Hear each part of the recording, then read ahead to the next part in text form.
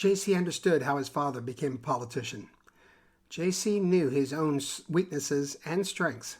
Anything involving schools, books, reading, using his mind to make a living, those were his weaknesses. He could not, would not follow in his parents' sizable footsteps.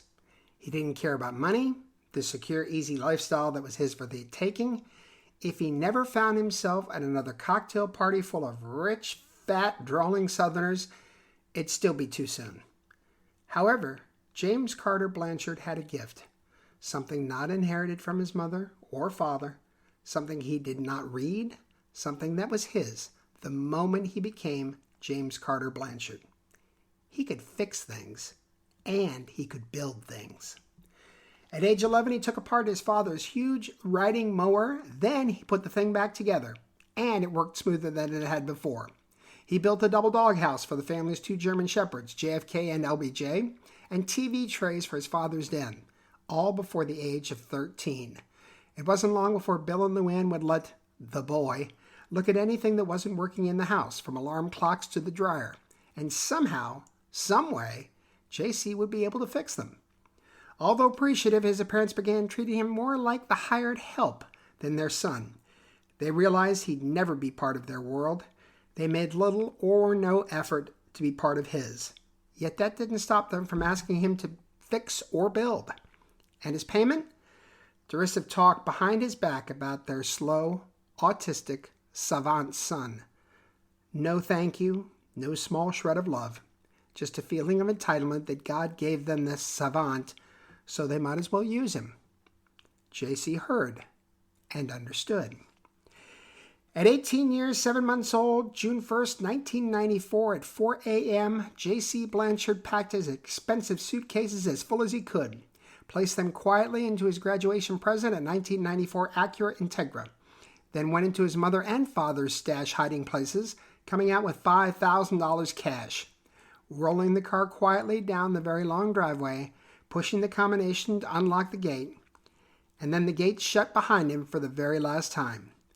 James Carter Blanchard ceased being James Carter Blanchard. He didn't know who he was yet. That would come soon enough. He just knew at that moment he could finally be who he really was, and finally he began to smile.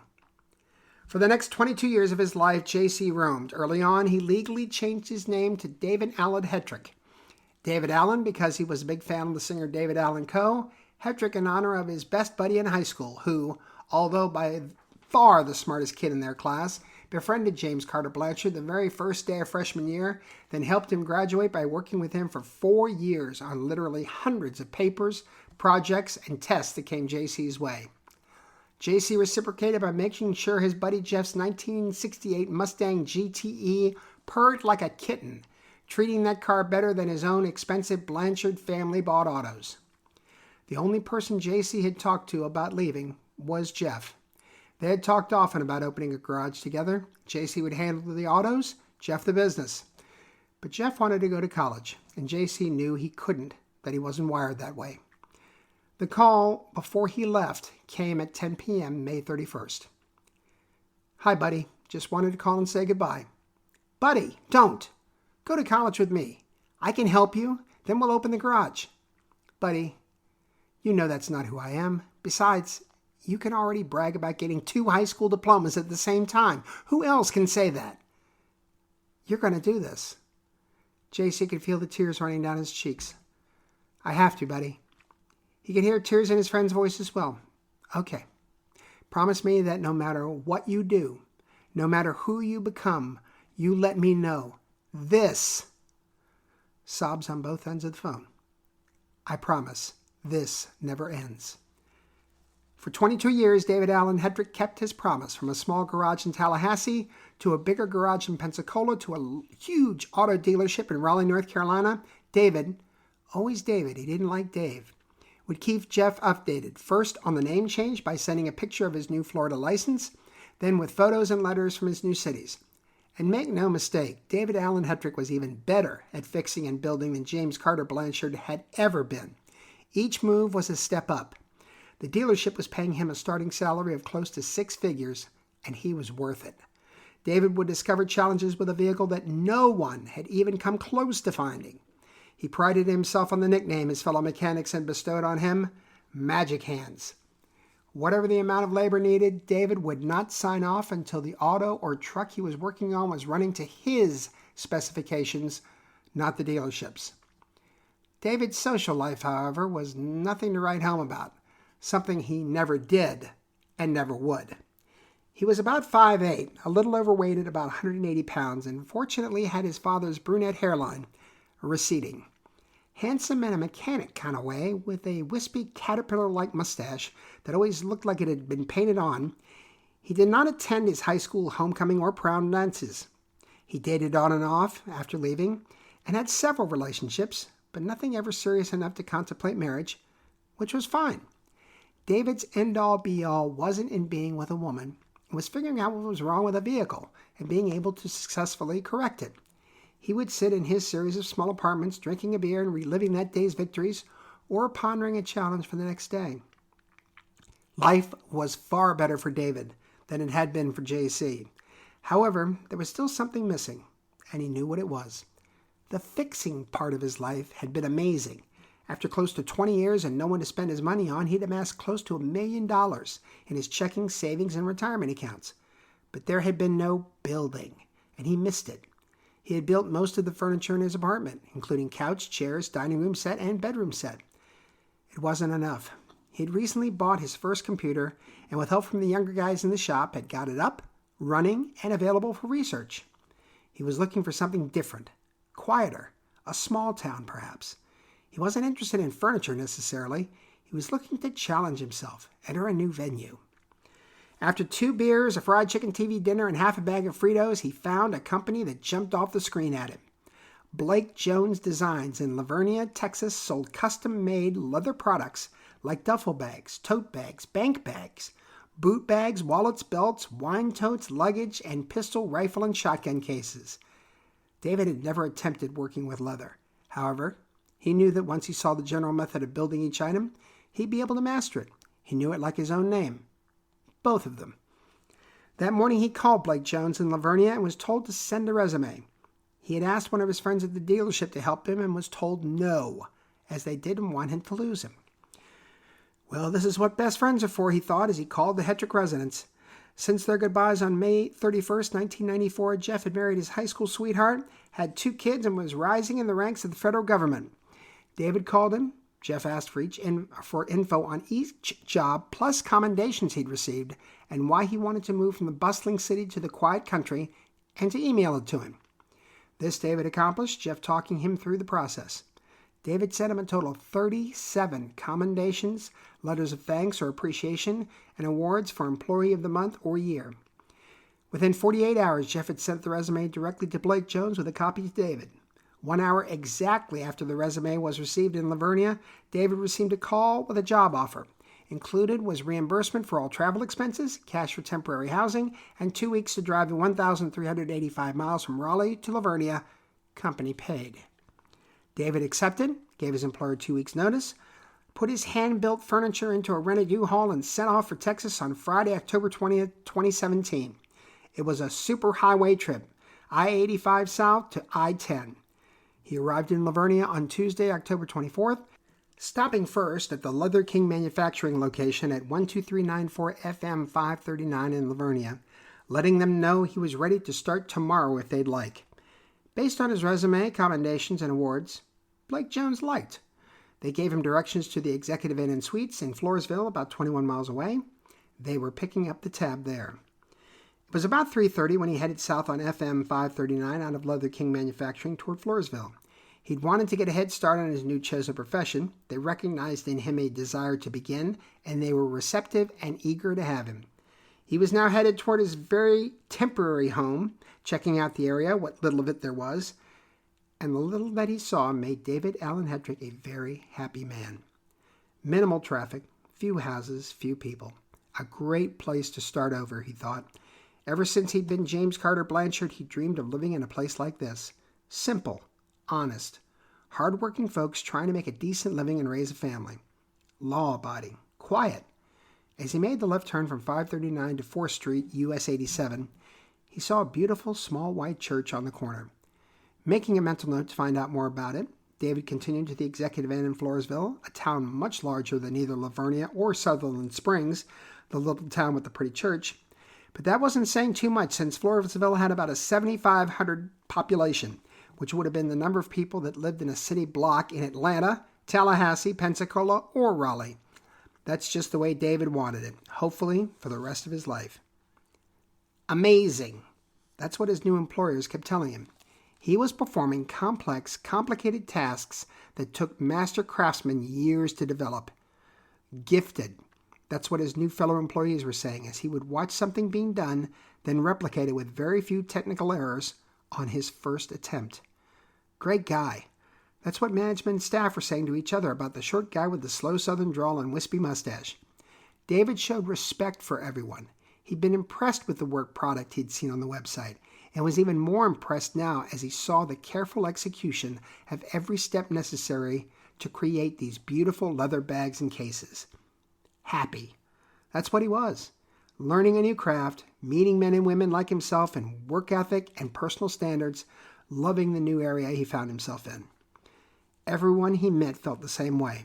They'd add a few more words to the mix, words like shy, soft-spoken, polite, modest, an introvert until you got to know him, then the words would come out of him in a torrent. Well, more of a spigot that's just open, kind of a moderate hesitation than a steady flow. That was David's torrent. Before and after work, he would travel around the Livonia, Floresville, Sutherland Springs area, exploring shops, gas stations, restaurants, anything that had an open sign on it. From Baldy's Classic Diner, Buffalo Joe's, and Pop's Ice Cream and Coffee in Livonia, to Fluff's White House Cafe, Sawyer's Barbecue, and Trail Riders Steakhouse in Floresville, David tried them all. He was a carnivore, so meat-centered restaurants were speaking his culinary language. He had a sweet tooth, so places like Pop's might have seen him more than a couple of times. There was another spot that captured his loyalty, maybe more so for the homey feeling that came over him every time he walked in. It was also the place where he found out all about that cute little church he'd seen heading to his hotel that first night. One evening, just after starting with Blake Jones, he was headed back to his hotel when he realized he needed gas. As he was heading down 539, he saw the Valero station across the street from the little church. He stopped, and as he got out, there was this wonderful smell seeping from the building. Filled the tank, parked, and then went inside to check and see if they had anything to fill him up. That was his introduction to Teresa's Kitchen and to the owner, Terry Smith. A short little powerhouse of a woman, she came from behind the counter, hand out. "We don't see too many strangers passing through." "I'm not passing through, ma'am. Just started work with Blake Jones." "Well, welcome. I'm Terry." "Nice to meet you, ma'am. I'm David Allen Hedrick." "David Allen Hedrick, it's nice to make your acquaintance. And if you call me ma'am one more time, you're just short enough that my little leg could reach up and kick your butt." Laugh. "Terry, I promise, but only if you tell me what smells so good." "Beef burritos, David Allen Hedrick, the very best in our teeny tiny tri-town area." Laugh. "One order, please, Matt." "Terry." Two laughs, hers and his. The burritos were great, as was the extra one he took with him for lunch the next day. While he was eating, Terry told him all about the First Baptist Church across the street, about the pastor and his family, the congregation, the activities they sponsored. Joining Terry at David's table was Joanne Ward, who worked for Terry and was also a member of the congregation.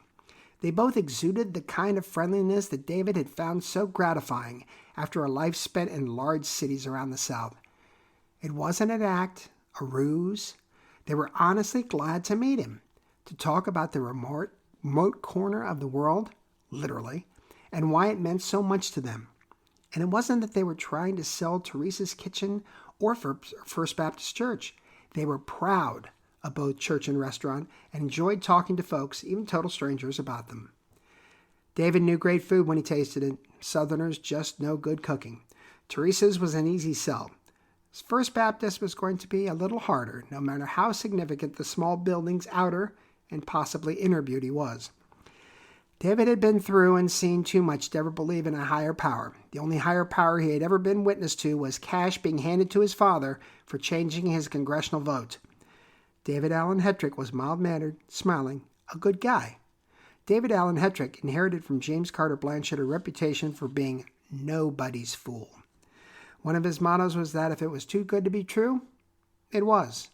It would take more than a great burrito to get him to attend any church, even this one. On Saturday, November 4th, David turned in his U-Haul and purchased a 2015 used red Ford F-150 Lariat from Ancira Ford, paying $28,000 cash and teaching a Ford salesperson not to judge this particular book by its cover. The salesman had seen David coming, tried to steer him to the less expensive models, told him how difficult it would be to find decent credit, then had been stunned into silence as David first ascertained the cash price for the truck he wanted, left, then return and pay for it in cash. Not check, cash.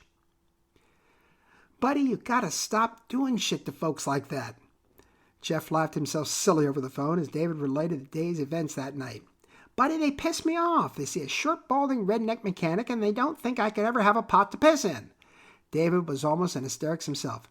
Cat's trying to steer me to a fucking rust bucket when I want me a chick magnet mobile. Giggles all around. There's something else. You'll never guess this. Jeff heard excitement in his friend's voice, so instead of the smart-ass answer like, you're gay, or you're going back to school, he said, go ahead, what? I'm going to church tomorrow. What? Are you sick? You got the leprosy? You feeling okay? Part sarcasm, but mostly wonderment that his friend was going to any house of worship, much less in God-forsakesville, Texas, as Jeff called it. Fine as wine, buddy. It's a cool little church. I saw when I first came to town. Recently met some of the folks that attend. Told them one day I'd visit. Tomorrow's the day. Do they know that the moment you enter, there's sure as shit going to be some sort of fucking disaster going to hit them? Typhoons, hurricanes, a fucking plague of locusts, wrath of biblical proportions? Do these folks have any clue what this will mean to their church? Both laughing so hard they couldn't breathe. Finally, Jeff caught his breath enough to ask, what's the church's name? The First Baptist Church of Sutherland Springs. They were laughing and chatting till almost 3 a.m. Sunday morning. When David finally woke up, it was 10:55 a.m. Oh, shit! Leaping out of bed, throwing himself in the shower, grabbing the cleanest, nicest clothes he had, golf shirt, slacks, nice tied-up Oxford shoes, running into the hotel parking lot. He was moving to Lavernia in a week, completely forgetting he'd just bought a new truck, looking for his old rental, realizing his mistake, blasting out of the parking lot at 11:15 a.m. He hoped his new friends wouldn't give him too much stuff about being late. He knew service started at 11 a.m. He also knew it would take him about 16 minutes to get there going the speed limit, so he was going to see just how fast his red Lariat would go. Until he noticed the police car behind him. Right behind him. And then he remembered the police are attracted to red vehicles like flies to poop. So the speed limit he went until the cop finally got off his ass with about 2 miles to go. David hit the gas. The Lariat hummed. He knew he was late, but better late than never. He smiled. Maybe if he wasn't there for the whole service, God wouldn't punish the parishioners as badly. Suddenly, a pearl-white Ford Explorer SUV careened out of the church parking lot, missing David by inches. What the hell? Immediately feeling a little guilty about saying hell on church property and rushing to get in, David parked the truck, ran to the front door, noticing holes in the side of the building and a strange, eerie sound coming from within. Ripping open the front door, he stepped in and became part of a scene he would never be able to escape from for the rest of his life. Overturned pews, blood, brain matter, children staring blank-faced at him, their gaping head wounds pouring blood on the church floor, his new friend Joanne on the floor, that same blank stare, that same uncomprehending, unseeing stare. Men, women, children, dead, dying, wounded. Wounded! Still alive. He snapped out of it. He now heard the screams, the pleas for help. David was never the someone who thought that if he didn't know something, he should stay the hell out of the way. He always believed that you learn by doing, and for the next few hours he performed as an EMT at as high a level as a person could perform without 1 minute of training. He began moving those that could move outside. Once the EMTs, police, and fire departments arrived, he was a whirling dervish of activity. He cradled, he lifted, he helped with bandages, tourniquets, moving wounded to ambulances, comforting those that needed comforting. He filled any void a first responder needed help filling. While helping, David pieced together what had happened. how the guy in the pearl white Ford Explorer had gotten out near the door, sprayed the outside of the church with a Ruger AR-556 semi-automatic rifle, then burst in the right side door yelling, "Everybody die, motherfuckers," as he emptied magazine after magazine into everyone inside. Police were telling reporters that they found 15 empty magazines, each magazine holding 30 rounds. David heard how a guy from across the street had opened fire on the shooter when he went out, causing him to tear out of the parking lot, almost hitting the lariat in the process. David found out later in the afternoon that the lunatic son of a bitch shot himself rather than be caught. No one knew about his close call with the shooter. David stayed as far away from the press as he possibly could. He had no desire to have anyone in Atlanta or D.C. see his face. He worked for hours. A single moment brought everything crashing in. He was asked if he could help lift the body bags into the waiting ambulances. The first few were fine. They were adults. It was the next group that stopped him. The children in the small body bags. He stood staring, then slumped to his knees, still staring at the bags, tears pouring down his face. "They're so small. They're so small," he kept repeating. "They're so small. They're so small." An EMT put a blanket around him. "We've got it from here. Thanks." They helped him up and led him away. He sat on a bench in front of the church, blanket around him, staring blankly out at the sea of flashing bright lights. Terry from Teresa's kitchen came up to him, hot coffee in hand. He remembered what he saw. "Terry, Joanne, I know. I'm so sorry." "David Allen Ettrick, you have nothing to be sorry for. This isn't your church. You hardly know us. Yet there you were, hour after hour, helping any way you could. You were amazing." "Can I ask you a question?" He knew the question before she asked it. He knew the answer 30 seconds after he opened that church door in what seemed like a month ago. "You want to know why?" "Yeah, why?" "My best friend and I were talking last night, and he was so dumbfounded that I was going to attend church. He said that God was going to send a wrath of biblical proportions on it, that somebody should warn the parishioners." And he began to cry, and Terry hugged him and held him and cried with him. The nightmares began that evening. The eyes, the blank unseeing eyes, the blood pouring everywhere. And the children, little children, babies, teenagers, all staring at him with what he would refer to as death eyes. No sleep at all. He dreaded sleep, tried to put it off, tried to stay awake so he wouldn't see them again. He became more and more sleep deprived. He became more and more irritable and kept making more and more mistakes. He would call his buddies, sometimes at 1, 2, or 3 o'clock Texas time, just to hear a friendly voice, to talk him down from his self-imposed limb he was climbing on. "See a doctor. See a therapist," Jeff would say. "It'll help you. Trust me on this." Several people at work had seen him in news clip backgrounds and came around to see how he was. "Fine," was the standard answer, delivered in a much curter, clipped tone than they had ever heard before. Continued mistakes. Mistakes that he couldn't accept responsibility for. Hell, he was Magic Hands. He didn't make mistakes. Must be somebody else. There were ex-vets at Blake Jones who recognized almost immediately what the challenge was. Acute stress disorder, or perhaps its older cousin, post-traumatic stress disorder, PTSD. Within a few days, management had packed their prized new employee into a company car and checked him into the San Antonio Behavioral Hospital, where he spent 2 weeks on Blake Jones's dime. He had not completed his 30-day probationary period, was diagnosed with PTSD, given medication to help him cope with what he had experienced and to help him sleep, one-on-one and group therapy, and a set of appointments with a licensed professional counselor in nearby Atkins, Texas. As he returned to his new home in Lavernia, David couldn't believe the pile of mail in his mailbox. "How the hell did anyone find me?" he thought to himself. Then he realized he hadn't been home in over 2 weeks, which might possibly have something to do with the stack he had. Laughing to himself, he quickly came to an oversized card with a Columbine, Colorado postmark. At first, he didn't catch the connection. "I don't know anybody in Colorado," he thought, reading the postmark again. David had a phrase when he finally figured out the solution to a problem. The lights are on, and everybody's home. "Oh my God," he said aloud. "Columbine."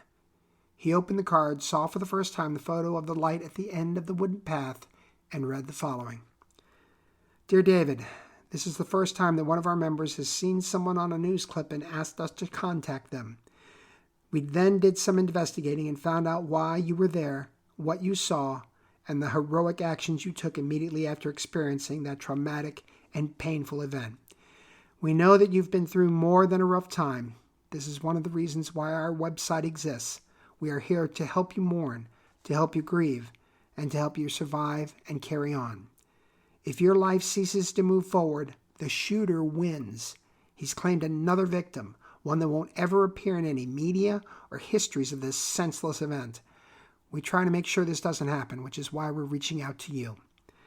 The note then went on to talk about theassaulted.com, what it offers, who it offers it to, the sheet of instructions.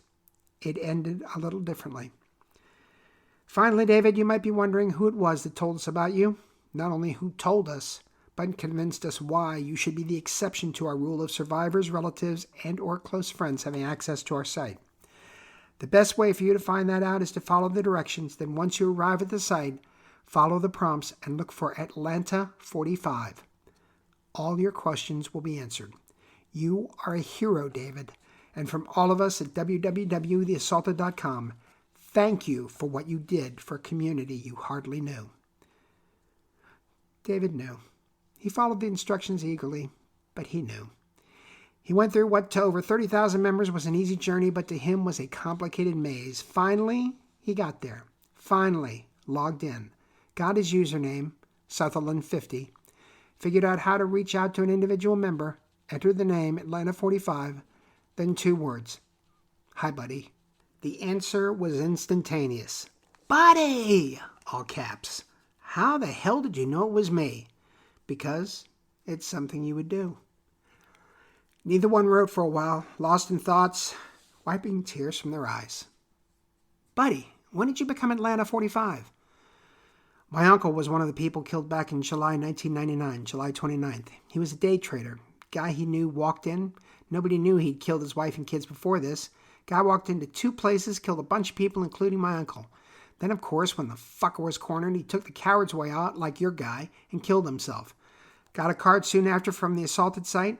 We call ourselves the Assaulted. Became a member and unfortunately have watched the site grow and expand. So, why me? What did you see? Buddy, only I would have been able to pick you out. Didn't matter what network I was watching, I saw you helping, caring, moving, always in the background, but I saw you, then told them. The Assaulted site did all the digging and found out what you'd been through. They agreed with me that you should at least be extended an invite to check it out. Who did you talk to? Well, I'd sent an email to their general mailbox, and a lady contacted me that had helped me recently with some depression issues. She's the one that really spearheaded the invitation. Who's that? Well, you and me, buddy, we were lucky since we haven't called each other by our names in about 30 years. Her Assaulted name is Navy Yard 14. She'll be contacting you soon to go over the site, and we'll probably let you know her name then. The very next day, Navy Yard 14 entered Sutherland 50's life. Maxine taught David more about the site and what its uses were and could be. She then gave him names of other counselors in the greater San Antonio area who were aware of the site and were willing to meet with victims at no charge. David told Maxine immediately that he wasn't some kind of poor redneck looking for help on the cheap, that he could afford any therapist or counselor he wanted, and that he didn't need to know about any Walmart wonders. In other words, they didn't hit it off right away. Fortunately for David, Maxine recognized early on through her own experience that it was a PTSD symptom he used to keep her at arm's length.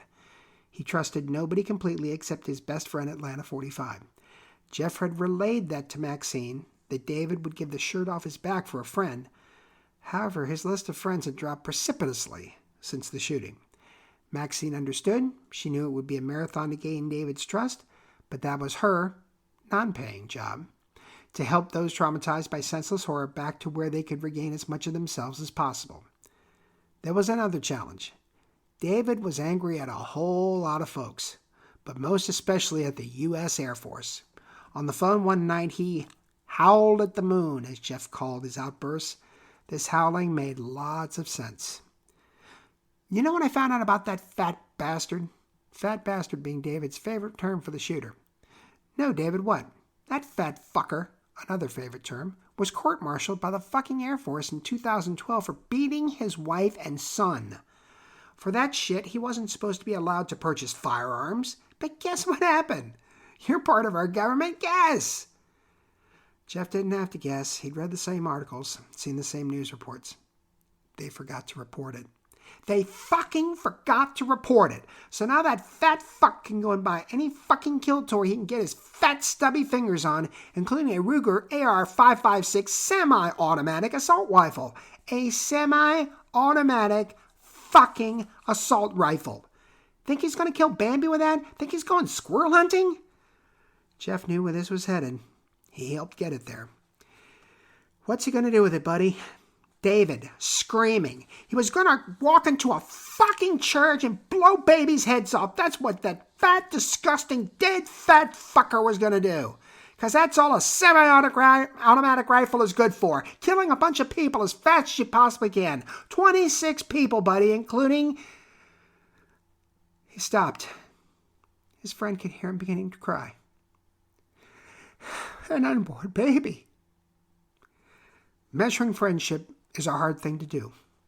One measure might be whether a friend stays by your side during what are the absolute worst moments of your life. If that is the measure, Jeff Hedrick was a friend. Not only a friend, but a best friend, perhaps even closer than that. Night after night, week after week, month after month, Jeff would listen to his friend howl at the moon. Some nights would be an ear-piercing howl. Other nights, cries and sobs. Other nights, sighs and whimpers. Jeff knew his friend's therapy was working. Howls were softer, cries less frequent, the silences not as long. Maxine sensed it too. David agreed to visit the site at least once a week, look around, to see and feel he was not alone, that others had seen worse, been through worse, had lost more, and yet were still what the site referred to as, quote, among us. Functioning members of society, still scarred, grieving, but moving forward, one step, one day at a time. Maxine now knew his buttons, and she wouldn't push them anymore. She too heard him howl at the moon. She too stayed right there, whether it was online or later by phone. Maxine bought what she called her assaulted phone. That's the number she gave out. Very few people had her real phone info. Ray had it. After a few months, Maxine suggested to David that he invite Jeff out to visit him. Maxine persuaded Jeff that David was ready. It was Maxine, fortunately off work that evening, receiving a Skype call on the assaulted phone from a Texas area code and knowing who was on the line. Maxine! David and Jeff yelled together, then giggled. Well, if it isn't my two favorite Southern boys. David couldn't help himself. In his slowest Southern drawl, he exclaimed, Now who you callin' boy? Laughter. Jeff, did you just get there? Yep, a couple of hours ago. We're headed to Teresa's kitchen, and then David's going to take me to the church. Before Maxine could blurt it out, David said, Yes, Maxine, it's a good idea. My therapist thinks it's time, and so do I. Will you boys do me a favor then? Please call me when you get there. I want to be there with you. Both Jeff and David got quiet. Maxine, I'd have invited you too. It's okay, David. We'll all meet one day. This is important for you both. I'd just like to be there if either of you needs to talk. You got it. Bye, Maxine. Thanks. David, Jeff, thank you. It was about an hour and a half later. She answered the call. The phone was turned toward the church, the sights, the signs, the crosses, the flowers. Yet there was a peacefulness, a softness, like God had made this momentary hell of a short time ago into something far greater than even a church. She could hear them both sobbing, the phone jogging up and down. Boys, don't turn the phone around. Can you hear me? Muffled sounds. Yes, they could. All right. Thank you for sharing this with me. Thank you, Jeff, for being your friend. Thank you, David, for sharing this moment with Jeff and me. I love you both. I'll talk to you soon. David. We love you, Maxine. Thanks for being such a good friend to us both. Jeff. We love you, Maxine. Hope to meet you someday. Me too. Good night, guys. Time skittered by. David was angry but felt better. Back in D.C., Ray and Maxine had met and discussed the plan. The intersection of these three assaulted began on June 15th, 2018, just 3 short days after the Hard Times Cafe lunch, 3 days after Maxine came up with a list of men and women. David Allen Hetrick was assaulted, number 1. The call came at 6 p.m. Texas time. David had been home about 45 minutes. Maxine had just returned from Dulles Airport, changed into jeans and t-shirt, sat down in her favorite chair, and then called. Hello. Hi, David. It's Maxine. Hey, Maxine. How y'all doing? Well, first things first, David. How y'all doing? Laughter. Fine. Just putting around my new place, thinking of all the girly colors I'm going to put in. Laughter on her end. I told you, David. Blue. It's a guy color. Goes with everything. You can find blue stuff everywhere, especially in Texas, with stars. Cowboys reference. He was more of a Falcons, Jaguars, Panthers fan. Complicated but true. Spoken like a true Redskins fan. Assume your house is burgundy and gold? Giggle. Actually, girly colors. Earth shades, ocean colors. Very girly. Really. Didn't see you as the girly type. I keep it well hidden. Laughter by both. Okay, what's on your mind? David, I have a friend, Ray Wilson. He's one of us, Antioch 10. Sorry to hear that. Yeah, he lost his wife. He's as angry as you are about the lack of action involving gun control. Or the fuck-ups running the Air Force. It's all part of it, David. The tragedy at Sutherland Springs could have been avoided. So could Antioch, the Naval Yards, Atlanta, Orlando, and dozens more. You're right. I'm sorry I got heated. You're a hell of a lot better than you were a few months ago. Smiles from them both. Anyway, Ray has a plan. It involves assaulted members. It will occur in Washington, D.C., and there will be danger involved. Ray has insisted that he wants unmarried men and women with no children that feel the same way he does, and that he speaks with everyone interested personally. You would not be dealing with me, you would be dealing with him. If you're interested, he'll fly down in the next few days and meet. The very first question was the one she'd been thinking about all day, the one she knew he'd have to answer. Maxine, are you in? Pause. Tears start flowing. Yeah, David, I'm in. Then you tell him I'd be more than happy to meet with him. Weekends are great, but I can make time. Do you have any other questions? No, not to you. No offense, but I want to hear what this guy, Ray Wilson. Yeah, what Ray has to say. They said their goodbyes. Maxine got on the phone to Ray, gave him David's particulars, and reiterated her one condition. If he says no, it means no. But she knew he'd say yes. Ray left Dulles at 8:30 a.m. on Friday, June 22nd. United Airlines Flight 762 with one stop, arriving in San Antonio at 12:58 p.m. Got his rental car, then US 281 to I-37 South, then TX 97, then to FM 539, and 45 minutes from the airport, he was at 1234 FM 539, and there he waited until 2:30, when a short guy with receding hair and a wispy mustache came strolling out the front door and got in the front passenger seat. David, I'm Ray. Handshake. Where to, David? Teresa's Kitchen, Sutherland Springs. I've heard about Teresa's Kitchen. Yep, right across the street. Thought it'd be the best place for us to talk. Plus, she's got great food. Smiles. Good, I'm starving. Back on FM 539. 12 minutes later, Ray had met Terry, complimented her on all she'd done for the community. She in turn complimented David, who didn't even know us. Ray, along with David, had ordered the special burrito platter with Diet Pepsis. David had told Terry he needed to talk privately with Ray, so she let him use her cleaned-up small office. Ray, Maxine told me a little about your idea. How much? Not much. Good. Let me get all the way through. Then I'll be more than happy to answer any and all of your questions. On our way to Teresa's, you told me a little bit about your anger and frustration at the Air Force. I agree with you. However, the Air Force's fuck-up is only a symptom of what the real reason is for the ridiculous lack of gun control here in America. The Air Force doesn't care because they know they won't catch any hell if they do fuck up. Oh, sure, the media will be up their ass a little bit, but you sure don't hear about it now. No outrage, no support for a constructive review of a flawed system that would and could result in 26 lives being taken in that beautiful little church across the street. Why? Because the federal government doesn't hold this in high priority, no matter how many lives are lost. Why?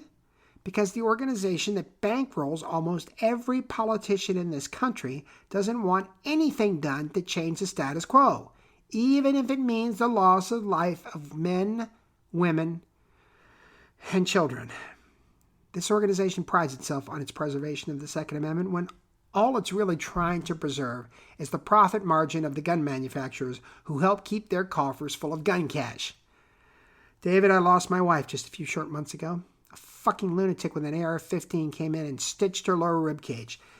She never had a chance. The reason she never had a chance is because this fuck was able to put 4 bullets inside her body in the matter of 1 second. I know you've had more than your share of seeing what a semi-automatic weapon can do to a grown man or woman. Unfortunately, in your case, you saw what it can do to a child. David's eyes welled with tears. I know how you feel, too damn well. The day I buried my wife was the day we were supposed to go away together to San Diego. She was retiring. Antioch was supposed to be her last trip. The only thing that keeps me going is the possibility that I'll be able to once and for all do something that will finally result in meaningful gun control. Not a puny little spitball of a bill about gun shows and licenses. I mean the outlawing of all semi-automatic assault weapons in this country. I mean jail time for whoever would fuck up in the future and forget to let someone know about a court-martial. I'm talking shops like they have in my home state of Virginia for liquor.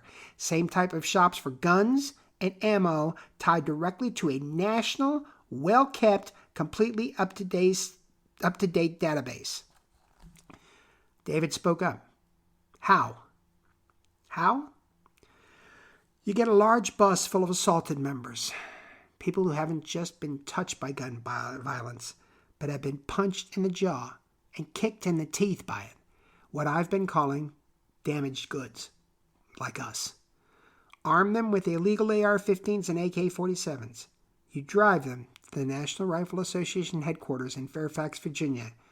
You have them pour into every entrance in the building, head up to where the offices are located, their top 3 floors, and start shooting anyone that moves until we reach the top floor corner office of the president of the NRA. Jim Mitchell? Yeah, that prick. Then whoever makes it, and I'm telling you, David, not everyone will make it. We'll pour so much fucking lead into that son of a bitch he'll be unrecognizable. Then you'll see gun control in America. Then even the NRA will demand gun control. That's the general plan, David. Questions? When?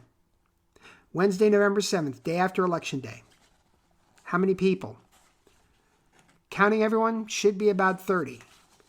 How are you getting the guns? Illegally. Unfortunately for the dealers, the media will know who they are after the plan is finished, and they will face a shitstorm of major proportions. Everyone from the assaulted? Everyone. Only damaged goods. I think Maxine told you a little differently, though. No one with any direct family.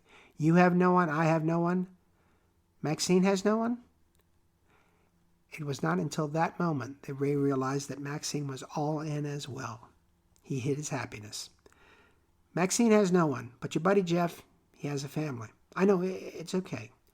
How would you see my role? It's been mentioned a few times, smile, that you like to fix and build. Beginning around late August, early September, I'd fly you to my farm in Front Royal. You'd help get the farm ready for the 28 other arrivals. There would also be the challenge of retrofitting a large tour bus so that on the outside it looked like it was heading to a tour of the NRA, but on the inside was carrying enough guns and ammo to arm a small army. A small, assaulted army. Ray had him. Yeah, David, a small, very powerful, very determined, very brave, assaulted army. David extended his hand, looking right into Ray's eyes. I believe you. I believe in your plan. I'm in. Ray shook it. Ray had just said his final goodbyes to David when his phone rang. Maxine. How'd it go? He's in. Maxine knew he would be. Was it tough? No. He understood everything. I got his info. He knows when I'm ready, I'll send him tickets to fly to D.C. He was fine with everything? Question just to be sure. Yes, Max. Everything. Smile. Well, Ray, are you ready for a little road trip? Really? Close to here? About 2 hours, 45 minutes. Fort Hood. Ray remembered. I'm heading out now. Please call the member. Tell them I'm on my way and that I'll meet them for dinner at the place of their choice, say about 7:30. Then please text me all their info. Next time I stop, I'll review everything. What's their name? Stacy Ann McClure. Fort Hood, 44.